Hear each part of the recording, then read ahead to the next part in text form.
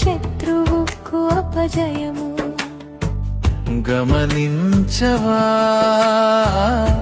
ప్రార్థించవా.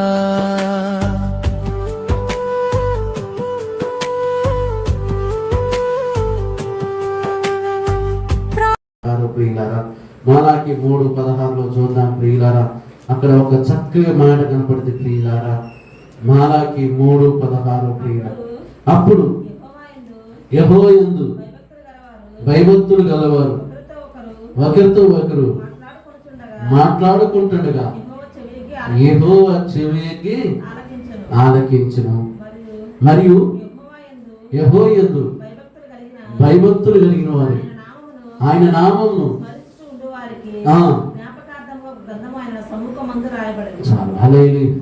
యెహోవాయందు భయభక్తులు గలవారు ఒకరితో ఒకరు మాట్లాడుకుంటుండగా ఎవరంటారంట?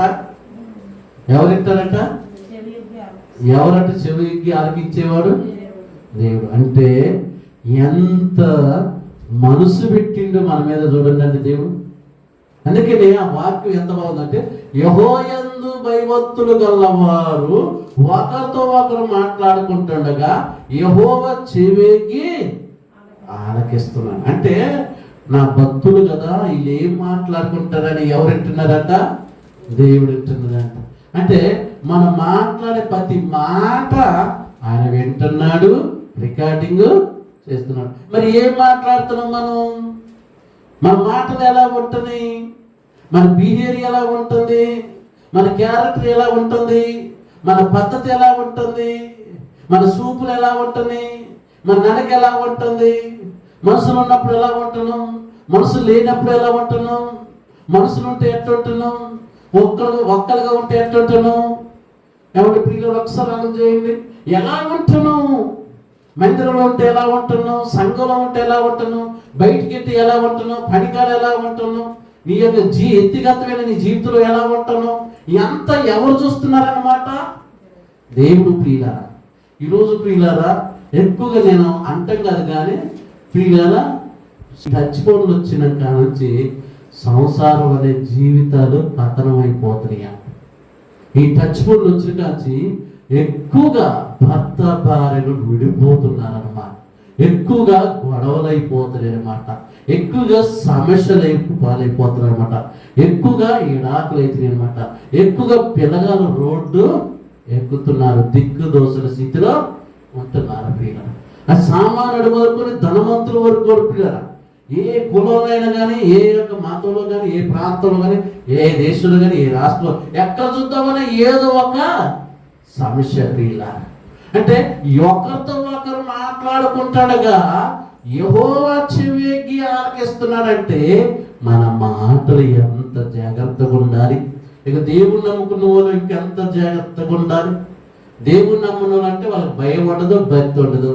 ఇష్టం వచ్చిన ఏడొక మాట అంటారు, ఆడొక మాట అంటారు, ఏడొక మాట అంటారు. వాళ్ళకి భయం ఉండదు, భక్తి ఉండదు. మరి దేవుని నమ్ముకున్న మనం కదా, దేవుని వెంబడిస్తున్న వారం కదా, దేవుడు సంఘంలో చేర్చబడ్డ వారం కదా, దేవుని యొక్క పరిచర్యలో నడిపించబడుతున్న వారం కదా, దేవుని చేత రక్షించబడ్డ వారం కదా, దేవుడు రక్తంలో కడగబడ్డ వారం కదా, దేవుడు సన్నిధిలో ప్రమాణం చేసిన వారం కదా, నీటి బాప్టిషన్ ద్వారాగా దేవుడు సన్నిధిలో బాప్టిషన్ ద్వారాగా మనం ప్రమాణం చేసినాం కదా.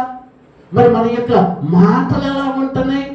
మన బంధువుల కాడా, మన స్నేహితుల కాడా, మన ఫ్రెండ్స్ కాడా, మనం చేసే పనుల కాడా, మన ఇంటి పక్కంతో ఇంటి ముందుతో నలుగురితో కలిసి ఉన్నప్పుడు, నలుగురు లేనప్పుడు బిడ్డలతో ఎలా మాట్లాడుతున్నాం, కొడుకులతో ఎలా మాట్లాడుతున్నాం, మన ప్రవర్తన విధానము ఎలా ఉంటుంది? దేవుడు వింటున్నాడు, విని ఆయన యొక్క గంధంలో రాసుకుంటున్నాడు అనమాట. హల్లెలూయా. మనం తప్పించుకోగలుగుతామా? ఈ లోకంలో అందరినీ తప్పించుకోగలుగుతారు కానీ ఒక్క దేవుని మాత్రం తప్పించుకోలేము. హల్లెలూయా. ఎందుకంటే సత్యులదా బైబిల్ ఉంది, భూమికి ఆకాశాన్ని సాక్ష్యంగా పెట్టినట్ట మనకి. హల్లెలూయా.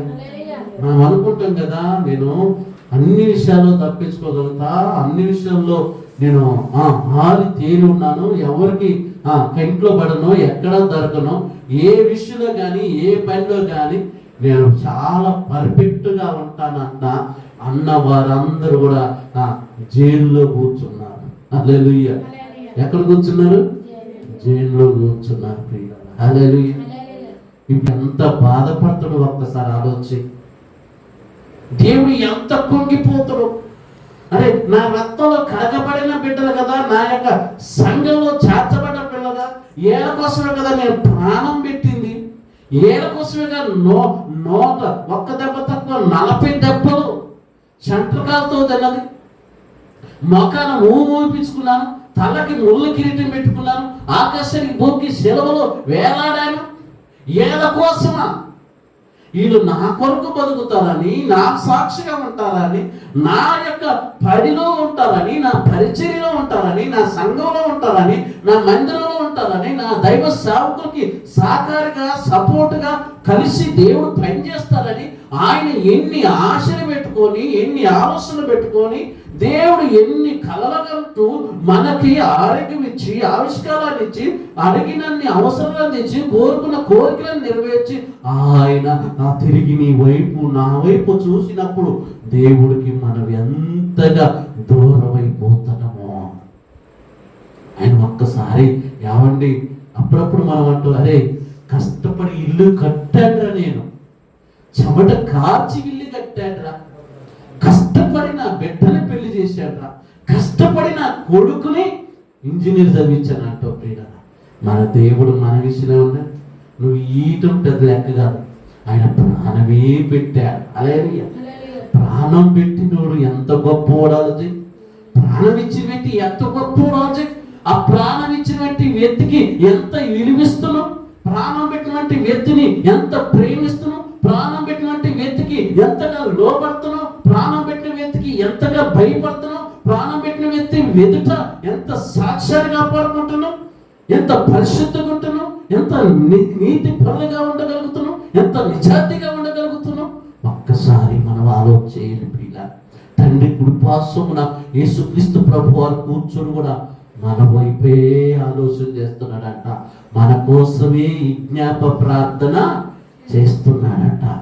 నా పిల్లలు ఒక్కసారైనా వారి జీవితాలు సరి చేసుకుని నా నామాన్ని మహిమపరుచుతారని ఒక్కసారి ఆ గుండె మీద చేసుకుని మనం వెనక్కి తిరిగి చూడండి.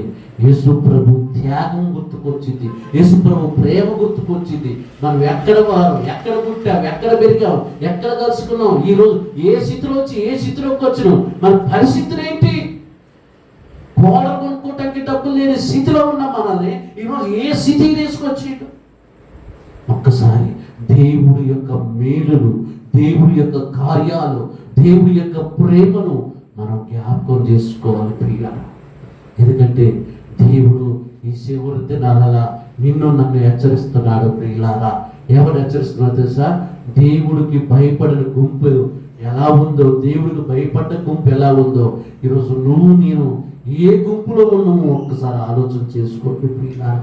ప్రతిదీ దేవుడు చూస్తున్నారన్న భయం మనకే ఉండాలి ప్రియులారా. దేవుడు మాట మనం వింటే ఈ చిన్న చిన్న వాటికే మనం సంతోషపడతాం, కానీ దేవుడు నీ పట్ల నా పట్ల పెద్ద పెద్ద కార్యాలు చేయాలని ఆశపడుతున్నాడు. హల్లెలూయా. అందరూ ప్రార్థన చేసుకుందాం ప్రియులారా. దేవుడు ఈరోజు నీతో నాతో మాట్లాడాడు. ఆయన మాట్లాడే ప్రతి మాట ఒక్కసారి ఆలోచించండి. యెహోవా వాక్కు విదే, లోబడిన పిల్లలకి శ్రమ అంటున్నాడు. దేవుడికి లోబడకపోతే మనకి శ్రమ. ప్రియులారా, మనం ఎంతగా ప్రేమిస్తున్నా మన కొడుకైనా, మన బిడ్డైనా, భర్త అయినా, భార్య అయినా, అది తండ్రి అయినా, తల్లి అయినా, అత్తైనా, మామైనా, అక్కైనా, చెల్లినా, ఎవరైనా సరే దేవుడికి లోబడకపోతే, దేవుడికి విధేయత కలిగి ఉండకపోతే, దేవుడు మాట వినకపోతే శ్రమలో ఎదుర్కోవాల్సి వచ్చింది. అది ఎవరైనా సరే దానికి రికమెండేషన్ లేవు, దాని యొక్క బతిమాలకునే అవకాశాలు లేవు. దేవుడు ఇచ్చిన సమయంలో ఈరోజు ఒక్కసారి ఆలోచించండి సహోదరి సహోదర, ఒక్కసారి ఆలోచించండి. పరిశుద్ధాత్మ దేవుడు నీతో మాట్లాడుతున్నా. దేవుడిని ఎన్నిసార్లు శ్రమల నుంచి తప్పించాడు, ఎన్నిసార్లు ఇబ్బందుల నుంచి తప్పించాడు, ఎన్నిసార్లు మాటి మాటికి పాపంలో పడిపోతుంటే తిరిగి నిన్ను నిలవబెట్టాడు. ఎన్నిసార్లు నిన్ను తప్పించాడు, నిన్ను ఆదుకున్నాడు, తన వక్కును చేర్చుకున్నాడు, తన ఒడిలో నిన్ను భద్రపరుచుకున్నాడు.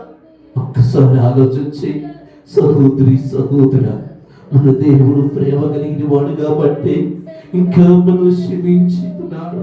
ప్రేమ కలిగిన తండ్రి కాబట్టి ఇంకా మనల్ని దిద్దుకోమంటున్నాడు. ప్రేమ కలిగిన తండ్రి కాబట్టి కుటుంబాన్ని కట్టుకోమంటున్నాడు, జీవితాన్ని కట్టుకోమంటున్నాడు, పరిశుద్ధంగా బతుకమంటున్నాడు. కాబట్టి ఈ రోజైనా మన పాపాలు ఒప్పుకుందాం, మన పశ్చాత్తపడి దేవుడి సన్నిధిలో మనం కన్నీరుగా ప్రార్థిద్దాం. మన మధ్యలో